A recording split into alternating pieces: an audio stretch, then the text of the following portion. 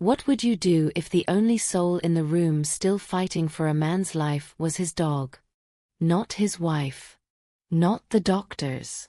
Not the machines blinking beside a hospital bed. A dog. And when that dog finally attacked the medical team trying to remove his owner's breathing tube, the entire hospital thought it was seeing a violent animal lose control. But seconds later, what happened in that room turned every face pale, stopped every voice cold, and left even the doctors wondering whether the one creature they had dismissed was the only one who had understood the truth all along. This happened in the United States, in a quiet town outside Pittsburgh, Pennsylvania, where a retired police K-9 handler named Wes Harlan had spent the last few years trying to build a life that no longer sounded like sirens. Wes was 58, broad-shouldered even after retirement, with a back that had started to stiffen and a face that looked older than his age. Years in law enforcement had carved deep lines around his mouth and eyes. He had once been the kind of man people trusted the second he stepped into a room.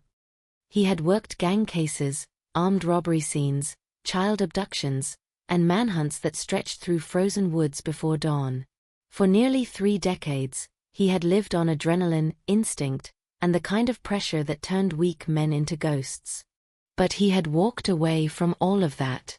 Not because he was afraid. Not because he had lost his edge. And not because anyone forced him out. He left because he was tired. Tired of blood on concrete. Tired of mothers screaming behind yellow tape.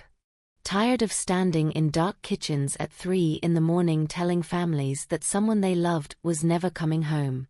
So he retired. Sold the city house.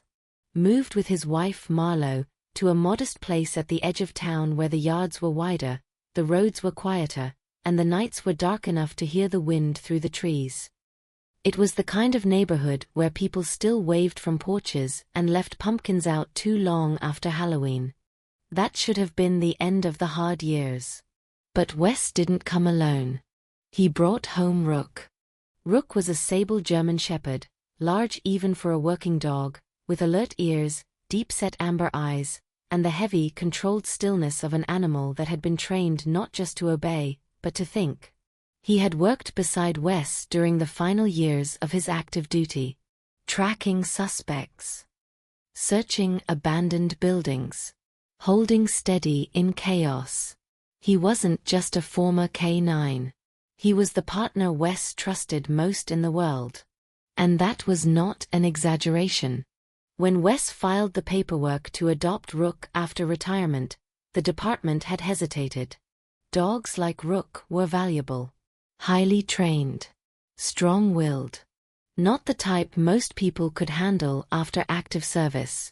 But Wes wrote a personal request that was longer than any form required. He wrote that Rook was not equipment. Not property. Not a tool to be reassigned. He wrote that after years in the field, there was no one, absolutely no one, he trusted more to watch his back. The request was approved. So Rook came home. At first, Marlo wasn't thrilled. She had seen the dog in uniform mode, had seen how quickly his entire body could shift the moment he sensed danger. She worried about having an ex-police dog in a civilian home, worried about guests, neighbors, noise, unpredictability. But those fears began to fall apart within days. Because at home, Rook was nothing like what she expected. He never barked without reason. Never lunged. Never begged. Never caused trouble. He moved through the house like he understood it was sacred ground. If Marlo cooked, Rook lay in the kitchen doorway without getting underfoot. If Wes sat on the back steps with coffee in the morning, Rook settled beside him without a sound. If someone unfamiliar walked too close to Marlo at the fence line, the dog didn't growl or make a scene. He simply rose to his feet and stared until the person instinctively backed up. It was that kind of dog. Quiet. Controlled. Watching everything. But what made Rook unforgettable was not his training. It was the way he looked at Wes. There was obedience in that gaze, yes. Discipline too. But there was something deeper under it, something almost human. It was not the look of an animal waiting for the next command. It was the look of a being whose entire sense of safety, purpose, and love had attached itself to one man. Every morning, Wes and Rook walked the same narrow road behind their property. The road curved past old mailboxes, split rail fences, and stretches of half-wild grass that turned silver in the early light. Wes walked slower now than he used to. Some mornings he carried stiffness in his knees. Some mornings his left shoulder bothered him when the weather shifted. But Rook always matched his pace exactly, never pulling, never drifting far, never taking his eyes off the path ahead for too long. Neighbors got used to the sight of them. The retired officer and the old K9. One man weathered by life. One dog shaped by duty. Still moving like partners. And in the evenings, when the house fell quiet, Wes sometimes talked to Rook like he was talking to another veteran who had seen the same battles. He sat in the den, one hand resting on the dog's neck, and told him things he rarely told anyone else. About cases he couldn't forget. About men he had arrested who cried when the cuffs went on. About the nights he came home from work and sat in the driveway too long because he didn't want his family to see what the job had done to his face. Rook would just listen. Head tilted slightly. Ears twitching at the changes in Wes's voice. Eyes fixed on him with that unsettling, intelligent calm. Once, their daughter joked over the phone, "Dad, you talk to that dog more than you talk to actual people." Wes had laughed, but only a little. "People lie," he said. "Dogs don't." That was the bond. Simple from the outside. Unbreakable underneath. Then came the storm. It started late on a Thursday night in March. By midnight, rain was hammering the roof hard enough to shake the gutters. Wind slammed branches against the siding. A loose section of flashing somewhere near the chimney clanged over and over in the darkness like metal teeth chattering. Lightning flashed so white across the bedroom walls that it woke Marlowe twice. The power flickered but held. Outside, the yard looked half drowned, half torn apart. Rook did not sleep. That was the first thing Marlowe noticed. Normally, when storms rolled in, he stayed close but calm. He knew the house. Knew the sounds. Knew nothing outside those walls could reach Wes while he was still standing. But that night was different. Rook paced. Not wildly. Not frantically. But with a restless tension that made the air in the room feel wrong. He moved from the back door to the hallway, from the hallway to the bedroom, then back again, nails clicking softly on hardwood, ears pinned forward, chest tight. At one point he stood in the dark kitchen, staring up toward the ceiling with such intense focus that Marlowe felt a chill for no reason she could explain. "He's unsettled," she whispered. Wes looked over from the table where he had been checking the weather radar on his phone. Storms got him worked up. But Rook wasn't worked up. He was alert.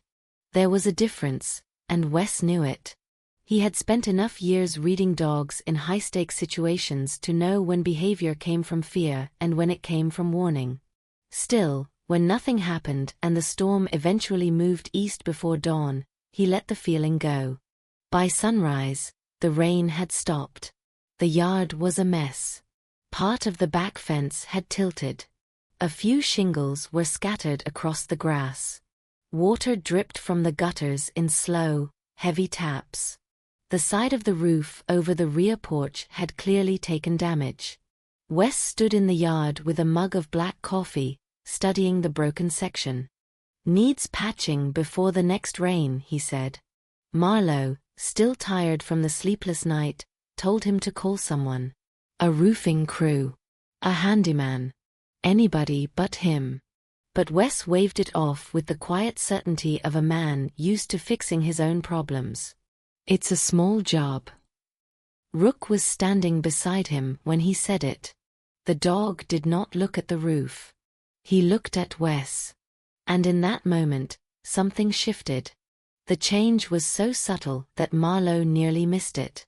Rook stepped forward once, pressed his body lightly against Wes's leg, and made a low sound in his throat. Not a growl.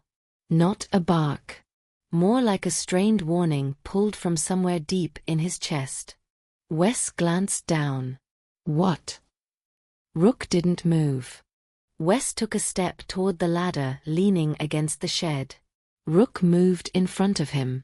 That got Marlowe's attention. Wes, she said, half laughing to ease the strangeness of it, I think your partner has an opinion. Wes smirked and reached for the ladder. Yeah, well, he's retired too. But the second he dragged it across the patio toward the house, Rook's behavior escalated. The dog circled once, then came back fast and planted himself at the base of the ladder. His whole frame was rigid now. Tail low. Ears forward. Eyes fixed not on the roof, but on Wes's hands. When Wes tried to step around him, Rook shoved against his shin with his shoulder hard enough to stop him. Rook. The command was sharp. Immediate. The kind that used to end movement on crime scenes.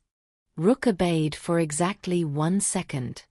Then he stepped in front of Wes again. Now there was no doubt. Marlowe put down the basket of damp laundry she had been carrying from the mudroom and frowned. This isn't normal. No, Wes admitted quietly. It's not. He crouched and took Rook by the collar, looking directly into the dog's face. What is it? Rook's breathing was fast now, not with exertion, but with strain. He leaned forward and licked once at Wes's wrist, then turned and looked toward the roofline. Then back at Wes. Then at the roof again. It was so deliberate, so pointed, that for a split second even Wes felt the hair rise on the back of his neck. Then logic returned. The roof needed repair. The ladder was steady. The storm was over. He had done more dangerous things before breakfast for most of his adult life. So he stood up. And that was when Rook did something he had never done before. He grabbed Wes by the pant leg. Not hard enough to tear. Not like an attack. But hard enough to stop him cold. Marlowe gasped. Wes looked down in shock. Rook released immediately, then let out a broken, urgent sound that neither of them had ever heard from him before. It wasn't aggression. It wasn't panic. It sounded almost like pleading. For a moment, the yard went still. No wind. No voices.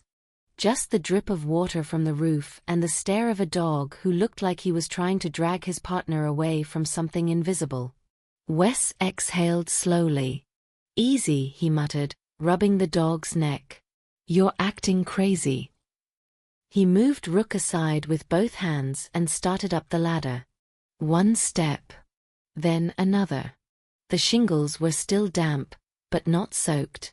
He could feel the roof flex slightly under his boots as he climbed onto the lower slope and crouched near the damaged section. Below him, Rook was no longer barking or whining. He was screaming. That was the only word for it. The dog launched himself at the ladder, clawing at it, slamming his front paws against the side rails, then jumping back and forth in a frenzy so raw it made Marlowe drop everything and rush across the yard. Wes. Get down. I'm fine. But he wasn't. Because at that exact second, a slick patch beneath one boot gave way. It wasn't dramatic at first. Just a tiny slide. An inch, maybe less. But wet shingles don't forgive hesitation. The moment his foot lost traction, his weight shifted wrong. His hammer slipped from his hand. His other boot tried to catch. Failed. And suddenly the entire world snapped sideways. Marlowe saw his body jerk. Saw one hand reach for nothing. Saw the look on his face change from annoyance to pure shock. Then he fell. He hit the edge of the porch roof first, hard enough to spin him, then crashed onto the brick patio below with a sound so violent it seemed to split the morning in half. Marlowe screamed. The hammer clattered away. A flower pot shattered. And for half a heartbeat, everything stopped. Then Rook reached him. The dog hit the patio so fast he nearly slid.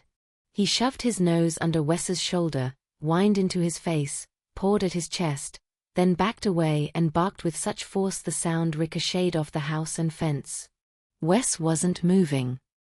Blood was beginning to spread from the side of his head, dark against the wet brick, too fast, too bright, too real. Marlowe fell to her knees beside him, hands shaking so badly she could barely reach for her phone. Wes, look at me. Please, look at me. Nothing. Rook spun in circles once, then lunged toward the back door and hurled himself against it, barking, howling, scratching so furiously his nails left marks in the paint. He came back. Checked Wes again. Then ran to the gate, barking at the street, at the world, at anyone who could hear. That was how the neighbors came. One heard Marlowe screaming. Another heard the dog. A third later said he had never heard a sound like that in his life. Not from an animal, not from a person, not from anything that belonged in an ordinary suburban yard. By the time the ambulance arrived, the patio looked like the aftermath of impact and panic. Paramedics rushed in. Marlowe was crying too hard to stand. Rook had to be physically pulled back by a neighbor because he kept pushing toward the medics, not biting, not attacking, just refusing to let them separate him from Wes. As they loaded Wes onto the stretcher, Rook broke free once and ran alongside it, pressing his head against Wes's hanging hand before someone caught his collar again. His eyes never left him. Not once. The ambulance doors slammed shut. The siren came on. And as the vehicle pulled away from the curb, Rook threw back his head and let out a howl so long, so ragged, so full of something that sounded terrifyingly close to grief, that the entire street went silent. That sound stayed with Marlowe all the way to the hospital. It stayed with her in the emergency waiting room under the freezing air vents and fluorescent lights. It stayed with her through the first surgery, through the doctor's grave expression, through words like traumatic brain injury, internal bleeding, swelling, critical, uncertain. It stayed with her when family arrived, when forms were signed, when hours blurred together. And it stayed with her the next morning, when a neurosurgeon finally stepped into the consultation room, removed his glasses, and told her the truth. Wes had survived the fall. But the damage was severe. Severe enough that if he lived, he might never wake. Severe enough that machines might be the only reason he kept breathing. Severe enough that the man who had faced down armed suspects and walked out of danger for 30 years was now lying motionless in a hospital bed, silent, unreachable, suspended somewhere between life and loss. Marlowe felt the room tilt. Someone touched her shoulder. Someone handed her water. Someone was speaking. She didn't hear any of it. Because all she could think of was Rook. The way he had blocked the ladder. The way he had cried before the fall. The way he had looked at Wes as if he already knew what was coming. And she would remember that look again days later. Then weeks later. Then months later. Because what began on that roof was not the end of Wes Harlan's story. It was only the moment fate made its first move. And the one who saw it coming was a dog who was not finished fighting yet. The doctors didn't say Wes was dead. But they didn't say he would live either. They used words that sounded clinical, careful, distant, severe brain trauma, minimal response, unlikely recovery. The kind of words that didn't end a life but quietly took hope out of the room piece by piece. Wes Harlan lay in the ICU, surrounded by machines that breathed for him, fed him, monitored him. Tubes. Wires. Beeping rhythms that replaced everything human about him. His chest rose and fell, but it wasn't his effort. His eyes stayed shut, as if whatever part of him that once scanned crime scenes and read danger had retreated somewhere no one could reach. Marlowe sat beside the bed every day. At first, she believed in a miracle. Then she hoped for a sign. Then she prayed for anything. But days turned into weeks, and weeks into something heavier, something harder to carry. Because nothing changed. No movement. No voice. No reaction. Just the same slow, mechanical breathing. And outside that hospital room, one creature was losing his mind. Rook was not allowed inside the ICU. At first. Hospital rules were strict. No animals. No exceptions. Infection risks. Liability. Protocol. The staff had heard it all before, and they repeated it like a script when Marlowe begged. "He's not just a pet," she said, voice shaking. "He worked with Wes. He knows him." "I'm sorry," the nurse replied softly. "We can't allow it." So Rook stayed outside. He waited in the parking lot the first day. Then the second. Then the third. He refused to go home. Neighbors offered to take him. Marlowe tried to bring him back, tried to coax him into the car, tried to lead him away with food. Nothing worked. The dog planted himself near the hospital entrance and stayed there, eyes locked on the sliding doors as if Wes might walk out at any moment. He didn't bark. He didn't run. He didn't lie down for long. He just watched. Staff began to notice him. The big German shepherd with worn paws and hollow eyes who seemed to understand more than he should. Security tried to move him twice. Each time he resisted, not aggressively, but with a stubborn, silent refusal that made even hardened guards hesitate. On the fourth day, something changed. A night nurse named Elena, young, exhausted, and softer than she let on, watched Rook through the glass doors during her break. She saw the way he leaned forward every time an ambulance arrived. Saw the way he stiffened when stretchers rolled past. Saw the way he lowered his head when the doors closed again. She went to Marlowe. 5 minutes, she said quietly. Late shift. No one will notice if we're careful. That was how Rook entered the hospital. Not as a patient. Not as a visitor. But as something no rule had prepared for. They led him through a side corridor, past supply carts and half-lit rooms, into the ICU where Wes lay motionless under fluorescent light. The moment Rook crossed the threshold, his entire body changed. The tension. The pacing. The restless energy. All of it vanished. He slowed. Each step became deliberate, almost reverent, as if he understood this place was different. That noise didn't belong here. That something sacred was at stake. When he reached the bed, he didn't jump. Didn't whine. Didn't panic. He stopped. And then, slowly he lowered his head. Rook placed his chin gently on the edge of the mattress, just inches from Wes's hand. No movement. No reaction. But something in the room shifted. Marlowe saw it first, not in Wes but in the dog. The way his breathing steadied.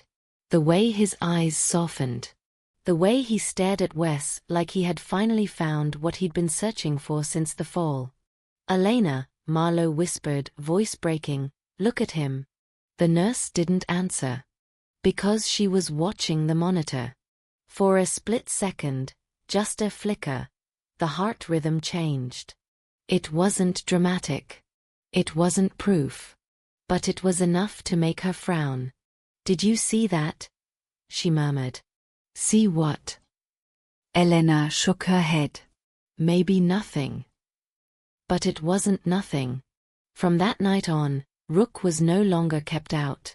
Not officially. Never written down. Never approved. But no one stopped it either. Because every time he came in, the same thing happened. He went straight to Wes. Laid his head beside him. Stayed still. And the machines shifted. Tiny changes. Barely noticeable. But consistent enough that a few nurses began to exchange looks. A few doctors started asking quiet questions. Nothing they could prove. Nothing they could chart. But enough to make them uncomfortable with how little they actually understood. Days turned into weeks. Weeks turned into months. And the hospital stay turned into something else entirely. They brought Wes home. Not because he was better, but because he wasn't getting better. The decision came quietly. A meeting. A discussion. Words like long-term care, quality of life, no meaningful improvement. The kind of conversation that doesn't feel like a choice, even when it technically is. Marlowe signed the papers with shaking hands. Wes was moved into the bedroom facing the backyard. A hospital bed replaced the old one. Machines followed. Oxygen. Feeding lines. Monitors that beeped softly through the night. The house changed. It stopped feeling like a home. Started feeling like a place waiting for something to end. Except for one thing. Rook. From the moment Wes was placed in that room, Rook took his position. At the foot of the bed. Always the same spot. Always the same posture. Head low. Eyes up. Watching. He didn't leave. Not for food.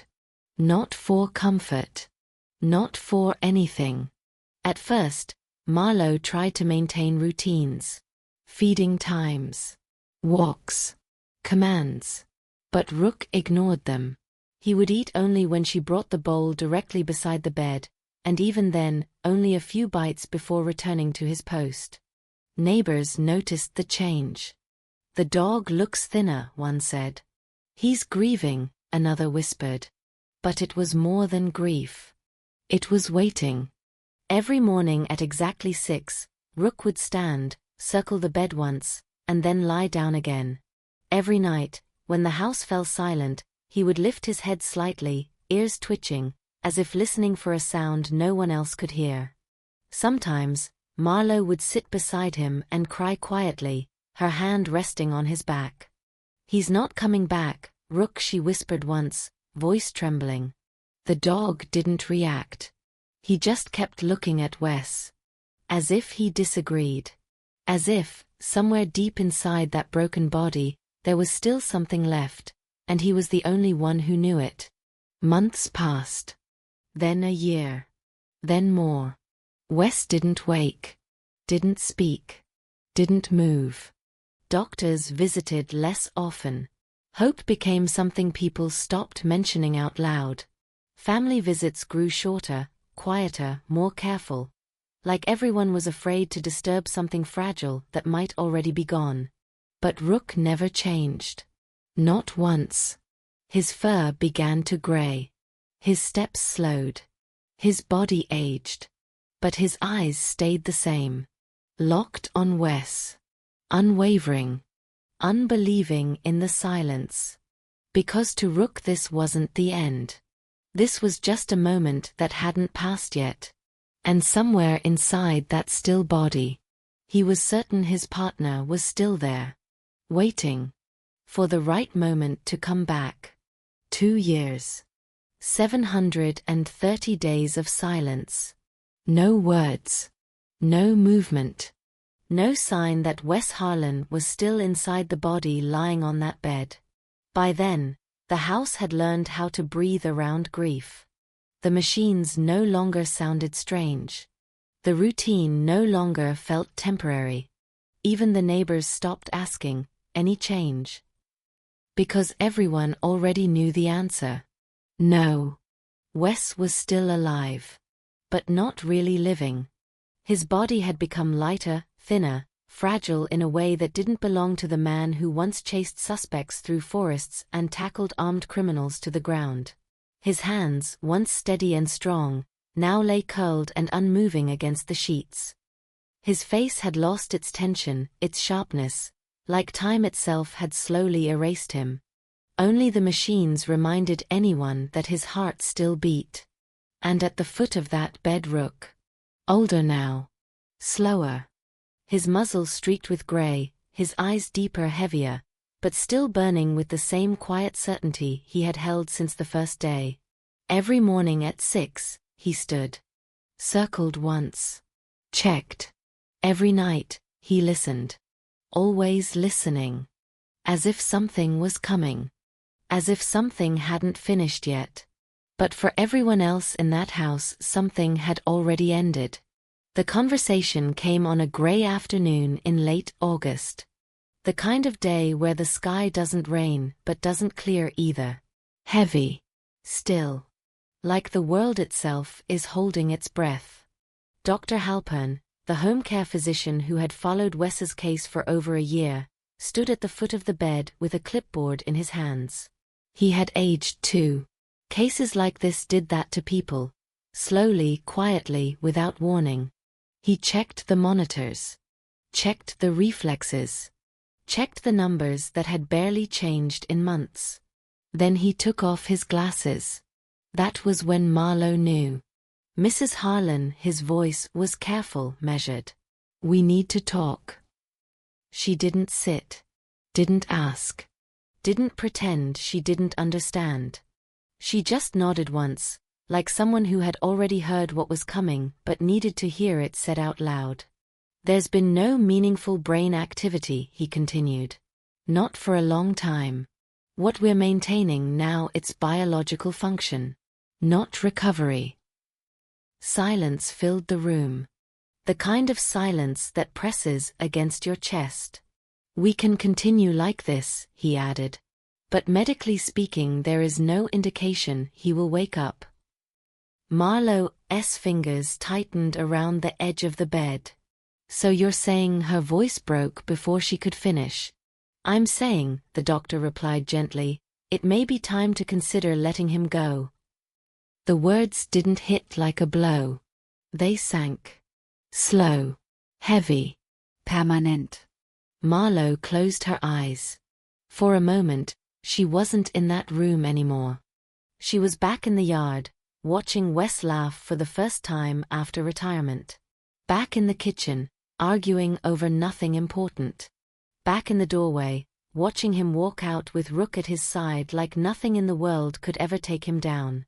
And now, she opened her eyes. And looked at him. Still. Silent. Gone in every way that mattered. Except one. A low sound came from the floor. Rook. He had lifted his head.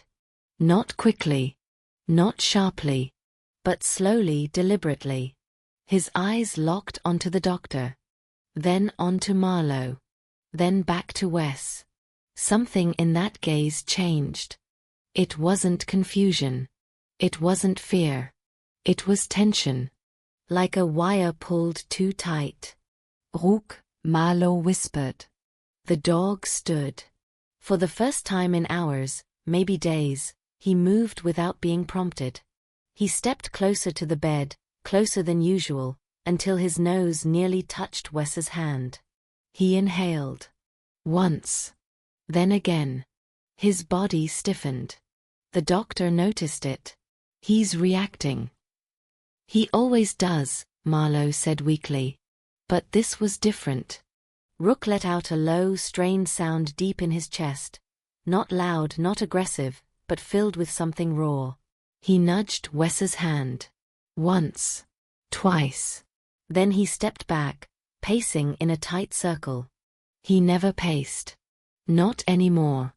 Hey, Marlowe crouched beside him. What is it? Rook didn't look at her. He kept looking at Wes. Then at the machines. Then back again. As if something didn't match. As if something was wrong with the picture everyone else had accepted. Dr. Halpern shifted uncomfortably. Animals can sense changes. Sometimes they respond to stress in the room. But his voice lacked certainty. Because the truth was, this didn't look like stress. It looked like protest. That night, Marlowe couldn't sleep. The doctor's words echoed in her mind. No recovery. No brain activity. Time to let go. She sat at the kitchen table long after midnight, staring at the unsigned consent forms. The paper lay there like a quiet threat. Simple ink, simple words, but carrying a decision that would end everything. Her daughter called. Then her son. Both said the same thing in different ways. We don't want him to suffer. Maybe it's time, Mom. It's what he would have wanted. No one said it directly. But everyone knew. Keeping him like this wasn't living. It was waiting. Waiting for something that wasn't coming. Except. Marlowe looked toward the hallway. Toward the bedroom. Toward the one being in the house who had never stopped believing. Rook. She walked in quietly. The room was dim. The machines hummed softly. Wes lay exactly as he had for months, unchanged, unreachable. And there, at the foot of the bed, Rook. Awake. Eyes open. Watching. Not tired. Not fading. Watching. She knelt beside him. Her hand trembled as she rested it on his back. It's time, isn't it, she whispered, tears finally breaking free. He's tired, I can't keep him like this. Rook didn't move. Didn't blink. Didn't accept it. His gaze stayed fixed on Wes. And for the first time in 2 years, Marlowe felt something she hadn't allowed herself to feel in a long time. Doubt. What if, she whispered, voice shaking, what if we're wrong? Rook's ears twitched. Just once. The next morning, she signed the papers. Her hand shook so badly the signature barely looked like her own. The decision was final. Friday. 3 p.m. At the hospital. They would remove the breathing support. Let nature take over. Let him go. The house felt colder after that. Heavier. As if even the walls understood what was coming. And Rook. Changed. Completely. He stopped lying down. Stopped resting. Stopped eating almost entirely. He followed every movement in the house with sharp, restless energy that hadn't been there in months. When Marlowe packed the medical documents, he stood beside her. When she spoke on the phone with the hospital, he hovered near the doorway, listening. And at night, he didn't sleep. He walked. Back and forth. From the bed to the door to the window and back again. Soft, strained sounds escaped him, half whines, half breaths, as if something inside him was building and building with nowhere to go. Marlowe couldn't look at him for long. Because the look in his eyes was not the look of an animal preparing to say goodbye. It was the look of something fighting against a decision it knew was wrong. The morning of Friday arrived with a light rain. Not heavy. Not loud. Just enough to make everything feel colder. The ambulance pulled up quietly. No sirens. No urgency. Just procedure. 2 paramedics stepped out, professional, calm, respectful. They had done this before. Many times. Too many. Inside the house, Marlowe stood by the door, pale, silent, barely holding herself together. Wes lay on the bed, unchanged. And Rook. The moment the paramedics entered, he snapped. Not with violence. Not with rage. But with something far more terrifying. He moved. Fast. Faster than he had in months. He rushed to the doorway and planted himself directly in front of them, body low, muscles tight, eyes burning. A sound tore out of him. Not a bark. Not a growl. A warning. Raw. Desperate. Absolute. Whoa, hey. One paramedic stepped back instinctively. Ma'am, your dog. He's never done that, Marlowe whispered, frozen. Rook didn't move. Didn't retreat. He stood there, blocking the entrance like a final line that could not be crossed. As if he was saying, no. Not this. Not yet. And for the first time since the fall, fear spread through the room. Because something was very wrong. And the only one who seemed to understand it was the dog no one had listened to. And in just a few hours, everything was about to break. The room didn't feel like a home anymore. It felt like a countdown. The paramedics moved carefully, professionally, as if they were stepping into a place where emotion had already done enough damage. One checked the equipment. The other adjusted the stretcher. They spoke in low voices, avoiding eye contact with Marlowe, because they knew this wasn't just another transfer. This was the end of hope. Except one thing in that room refused to accept it. Rook. He stood in the doorway, unmoving, blocking their path like a wall that had suddenly come alive. His body wasn't wild. It wasn't out of control. It was focused. Every muscle locked. Every breath tight. Every instinct screaming. No further. "Ma'am," one paramedic said, trying to stay calm, "we need you to restrain the dog." Marlowe didn't move. She couldn't. Because she had never seen Rook like this. Not during training. Not during storms. Not even the day Wes fell. This wasn't fear. This was resistance. "Rook," her voice cracked. "Move." Nothing. The dog didn't even look at her. His eyes were on Wes. Only Wes. "Rook." This time louder, more desperate. Still nothing. The second paramedic stepped forward cautiously, hand out, trying to ease past him. That was when Rook reacted. A sharp, explosive growl tore through the room, low, violent, final. Not a warning this time. A boundary. The kind of sound that doesn't ask. It tells.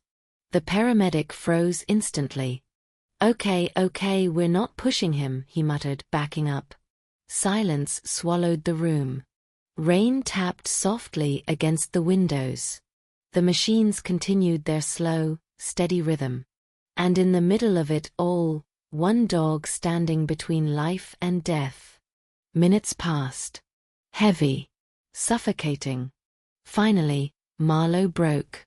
She stepped forward, tears already falling, hands trembling as she reached for Rook's collar. "I'm sorry," she whispered. "I'm so sorry, but we can't keep him like this." Her fingers wrapped around the leather. Rook flinched. Not away from her, but toward Wes. A sharp, desperate movement, like he was being pulled in two directions at once. "Please," she begged, voice shaking, "just let them take him." For the first time, Rook looked at her. And what she saw in his eyes destroyed her. It wasn't anger. It wasn't confusion. It was disbelief. As if he was asking her a question she didn't know how to answer. Why? Why now? Why give up? Her grip loosened. Just for a second. And that second was enough. The paramedics moved quickly. They stepped past. Reached the bed. Began disconnecting the portable equipment, preparing Wes for transport. "No." Marlowe's voice broke, but she didn't stop them. She couldn't. Because she had already signed. Already decided. Already accepted what came next. Rook didn't attack. Not yet. He stood there, shaking, watching every movement like it was happening in slow motion. The lifting. The straps. The shift from bed to stretcher. Wes's arm hanging slightly to the side, lifeless, unfamiliar. Something inside the dog snapped. The moment the stretcher began to roll. Rook lunged. Not at a person. At the space between them and Wes. He slammed into the side of the stretcher with full force, stopping it cold. One paramedic stumbled. The other cursed under his breath. "Hey! Control your dog." I can't." Marlowe cried. Rook barked now. Loud. Explosive. each sound hitting like a shockwave in the small room. He circled the stretcher, blocking it, pushing against it, trying to turn it back toward the bed. His claws scraped across the floor, slipping, catching, pushing again. He wasn't trying to hurt anyone. He was trying to stop this from happening. "Get him out of here," one of the paramedics snapped. "I said don't hurt him," Marlowe shouted back, stepping in. It took both paramedics and Marlowe together to pull Rook away. He fought. Not like a wild animal. Like something that understood exactly what it was losing. They dragged him toward the door. He twisted, claws digging into the floor, body straining against their grip, letting out a sound that didn't belong to anything human or animal. Something in between. Something breaking. "Please," Marlowe cried, holding him tighter. The stretcher rolled out. Across the hallway. Toward the front door. Toward the waiting ambulance. Rook saw it. And everything inside him collapsed into one final act. He went still. Just for a second. Then exploded. He tore free. The collar slipped. Hands lost their grip. And he ran. Through the hallway. Through the open door. Across the wet concrete. Straight toward the stretcher. "Rook!" Marlowe screamed. Too late. The dog hit the side of the gurney again, harder this time, forcing it to stop halfway down the walkway. One wheel lifted off the ground. The paramedic stumbled, nearly losing control. "Damn it!" Rook planted himself in front of Wes. Breathing hard. Body shaking. Eyes burning. Rain soaked his fur instantly. He didn't care. He looked up at Wes's face. Still. Silent. Gone. And yet, Rook didn't accept it. The paramedics tried again. "Move him." They stepped forward. Rook lowered his head. And growled. Not loud this time. Not explosive. Quiet. Deep. Final. The kind of sound that says, "I will not let you pass." The air froze. Even the paramedics hesitated now. Because something about this didn't feel normal anymore. This wasn't just a dog reacting to stress. This was intent. Marlowe stepped forward slowly. Tears streaming. Voice broken. Heart collapsing under the weight of what she had done. "Rook," she whispered, reaching out. He didn't move. Didn't look away from Wes. "Please," she sobbed. "Let him go." And for a moment. Just a moment. Everything went quiet. The rain softened. The world held its breath. Rook blinked. Once. Slow. Then he stepped aside. Not because he agreed. But because he had run out of ways to stop them. The stretcher rolled forward again. Into the ambulance. Doors closed. The engine started. And as the vehicle began to pull away, Rook let out a sound that tore through the street like something alive being ripped apart. A howl. Long. Broken. Endless. The kind of sound that doesn't end when the breath runs out. It just fades. The ambulance disappeared down the road. And Rook collapsed. Right there in the rain. Chest heaving. Body trembling. Eyes still fixed on the empty street where his partner had just been taken away. Everyone thought it was over. Everyone believed they had just witnessed the final goodbye. Everyone except one. Because deep inside that broken, exhausted body, Rook was still fighting. And the real battle hadn't even begun yet. The ambulance didn't move fast.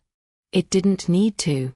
There were no sirens now, no urgency left in the procedure. This wasn't a rescue. This was a transfer toward an ending that had already been decided on paper. Inside, Marlowe sat beside Wes, gripping his hand so tightly her knuckles turned white. His skin felt cold. Not lifeless, but distant, like something slipping away inch by inch. The paramedic across from her checked the monitor again, then looked away. They had done this before. Too many times. Outside, rain blurred the road into gray streaks. The town passed by in silence. Familiar streets that Wes would never walk again, houses that would never see him return, corners that held memories already turning into something final. But behind that ambulance, something was still moving. Rook. At first, no one noticed. He had collapsed in the yard. Broken. Exhausted. Drained of everything he had left. Anyone watching would have sworn that was it, that the old dog had reached the end of his strength. But they were wrong. Because minutes later, he got up. Slowly. Painfully. His legs shook. His paws were torn, raw from scraping concrete and wood and anything that had stood between him and Wes. His chest rose and fell in heavy, uneven breaths. But his eyes, still burning, still locked in one direction. He ran. Not clean. Not steady. Not fast at first. But he ran. Out of the yard. Through the open gate. Onto the wet road. People saw him. A grey-muzzled German shepherd, soaked, limping, bleeding from his paws. Running like something was chasing him. Or like he was chasing something he refused to lose. Cars slowed. Someone shouted. A driver honked as Rook cut across an intersection without looking. He didn't stop. He didn't hesitate. Because somewhere ahead. He knew. He didn't think. He didn't guess. He knew. The ambulance. His partner. Still moving. Still not gone. And that was enough. Inside the vehicle, Marlowe wiped her face with trembling hands. She leaned closer to Wes, whispering things that came out broken, unfinished.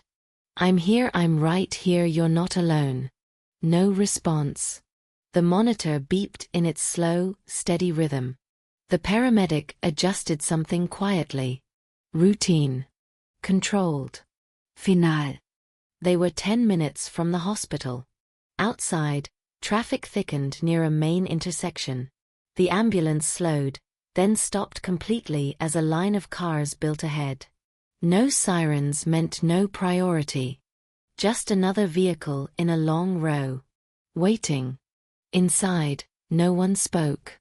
Until a sound. Faint. Distant. But wrong.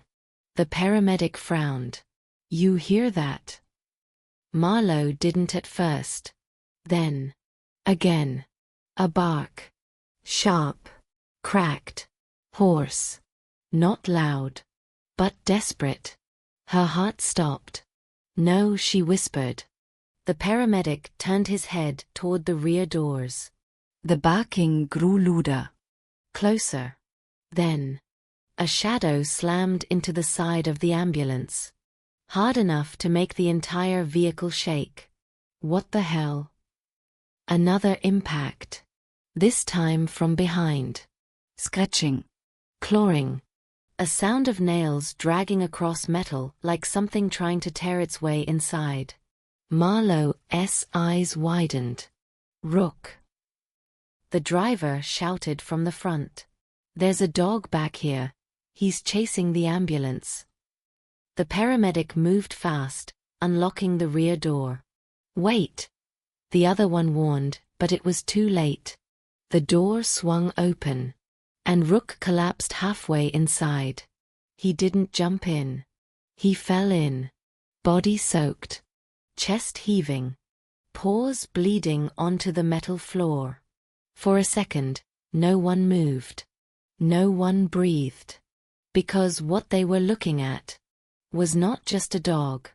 It was something that had run through pain, through exhaustion, through everything that should have stopped it. And still arrived. Rook tried to stand. Failed. Tried again. This time he made it. He staggered forward. Past the paramedic. Past Marlowe. Straight to Wes. He didn't bark. Didn't growl. Didn't make a sound. He just pushed his head under Wes's hanging arm and lifted it gently onto his neck, as if placing it where it belonged. Then he froze. Listening. Feeling. Waiting. The paramedic watched, uneasy. "Ma'am, we can't have the dog in here." "Don't touch him," Marlowe said instantly, voice low, shaking. Something in her tone stopped him. Rook's body trembled. Not from fear. From effort. He pressed closer. His nose against Wes's wrist. Then his chest against the side of the bed. As if trying to share his own breath. His own heartbeat. The monitor changed. At first, it was subtle. A flicker. A shift in rhythm so small it could have been ignored. But the paramedic didn't ignore it. "Hold on." He leaned forward, eyes narrowing. "That's not the same." The beeping changed again. Faster.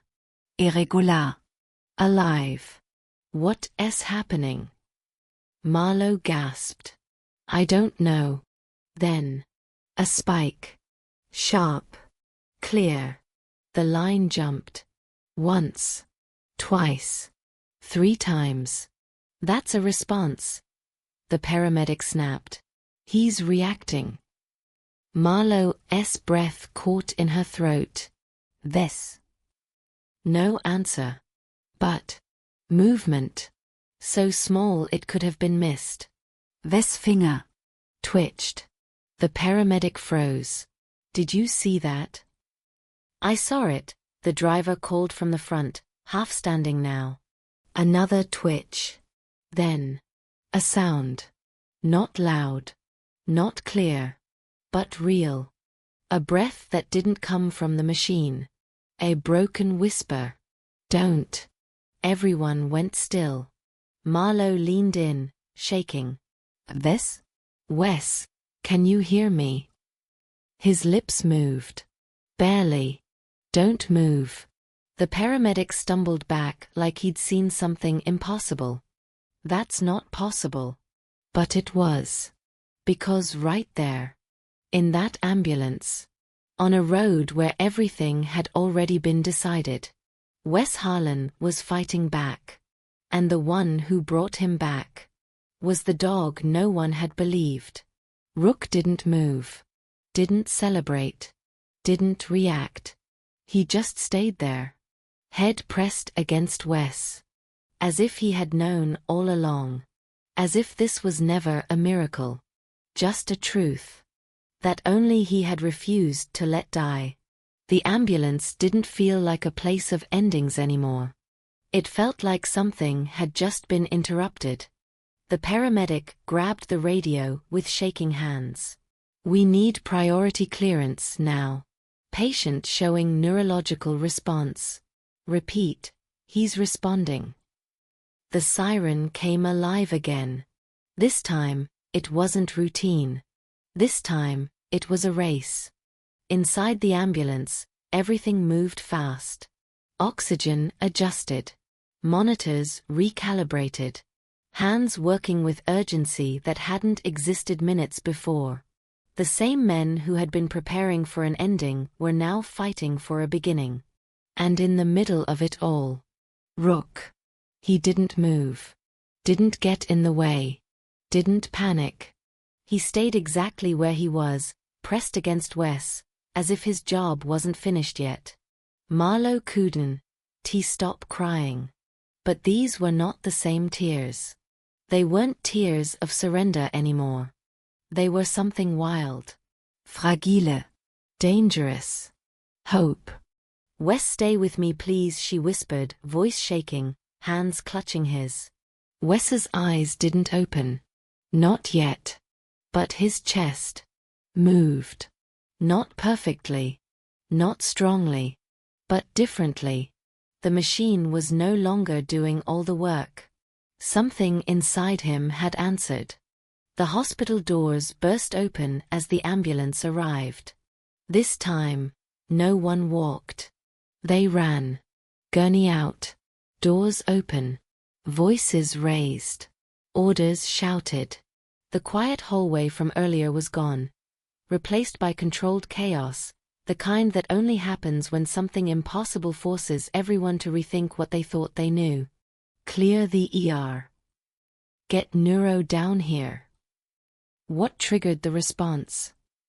No one had an answer. Except the dog. But no one said it out loud. Not yet. They rushed Wes into a treatment room. Doctors surrounded him. Lights brighter. Equipment louder. Hands everywhere. And right behind them, Rook. Security tried to stop him. Sir, the dog. Let him in. Marlowe shouted, voice breaking with something close to fury. No one argued. Because something had already changed in that building. The same staff who had once refused him entry stepped aside. Rook followed the stretcher. Straight into the room. The moment they laid Wes down and began reconnecting the machines, Rook moved to the side of the bed and sat. Not frantic. Not aggressive. Just watching. The doctors worked fast. Pupil response improving. Heart rhythm stabilizing. Brain activity, wait, this is real. One of the older doctors stepped back, staring at the monitor like it had betrayed everything he believed in. I've never seen this, he muttered. Neither had anyone else. Because patients like Wes didn't come back. Not after 2 years. Not after everything. And yet, he was. Minutes passed. Then, a breath. Not assisted. Not mechanical. His own. Marlowe covered her mouth, sobbing. Oh my God. Another breath. Stronger. Wes's fingers curled slightly. His head shifted, just enough to make everyone freeze. This. She whispered, stepping closer. Wes, it's me. His eyelids trembled. Slow. Heavy. Like lifting something buried deep. And then, they opened. Not fully. Not clearly. But enough. Enough to prove he was there. Alive. The room went silent. Even the machines seemed quieter. Sir, can you hear me? A doctor asked carefully. No answer. But his eyes moved. Searching. Confused. Lost between worlds. Then, they stopped. On something. Low. Near the bed. Rook. The dog hadn't moved. Hadn't barked. Hadn't made a sound. He simply looked up. And met Wes's eyes. Time stopped. No one spoke. Because in that moment, it wasn't a patient and a dog. It was two partners finding each other again. Wes's lips moved. Dry. Cracked. Weak. But real. Rook. The name barely existed in sound. But it was enough. Marlowe broke completely. He knows him, he knows him. Rook stood. Slowly. Carefully. He placed his head against the edge of the bed, just like he had done hundreds of times before. But this time, Wes felt it. His fingers twitched again. Weak. Shaking. But they moved. Toward the dog. And when they touched his fur, Rook closed his eyes. Not in exhaustion. Not in relief. But in something deeper. Completion. The doctors stepped back. No one interrupted. Because for the first time since Wes arrived, they understood something. This wasn't just medicine.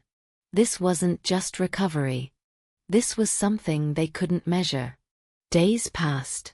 Then weeks. Wes didn't recover overnight. He struggled. His body was weak. Muscles gone. voice fragile. Every movement cost him effort. But his mind was still there. Memories returned slowly. Faces. Names. Fragments. But one thing never left him. Rook. Every morning when Wes opened his eyes, the dog was there. Every time he tried to sit, Rook watched.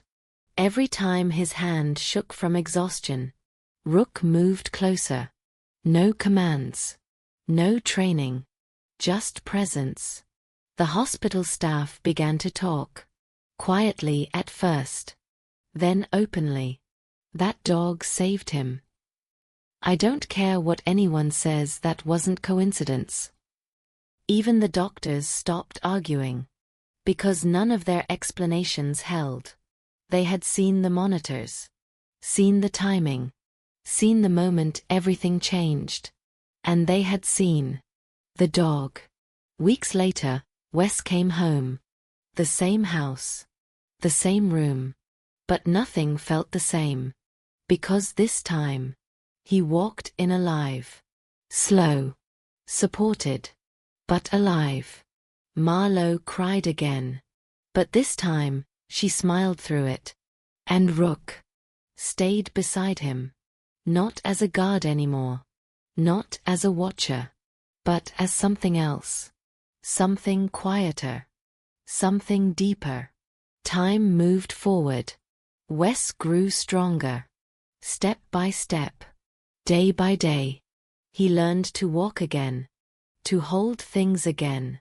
To speak without struggling. And through all of it, Rook never left. But age had caught up. The years of waiting had taken something from him. His steps slowed. His body thinned. The energy he once had faded. Wes noticed. Of course he did.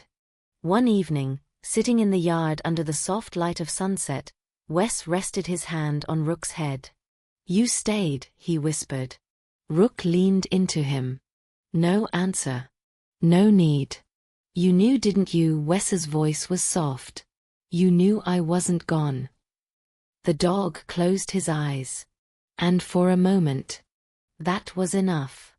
Days later, Rook didn't come when called. Wes found him under the tree at the edge of the yard. The place they used to sit together. The place where everything felt quiet. Rook lay there. Still. Peaceful. Eyes closed. No struggle. No pain. Just gone. Wes lowered himself beside him slowly. His hands trembled, not from weakness this time, but from something deeper. He touched the dog's fur. Still warm. You waited for me, he whispered. The wind moved through the trees. Soft. Almost like a breath. And for the first time since waking, Wes cried.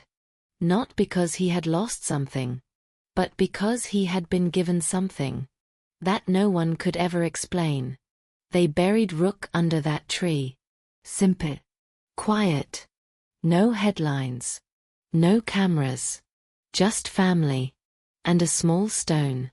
It read, Rook, he stayed when the world gave up. Every morning after that, Wes sat there. Sometimes talking. Sometimes silent. But never alone. Because some bonds don't end. They don't need words. They don't need proof. They just stay. And somewhere between life and death, one dog had made a choice. He refused to leave. And because of that, a man came back. Not by medicine. Not by chance. But by something the world still doesn't understand.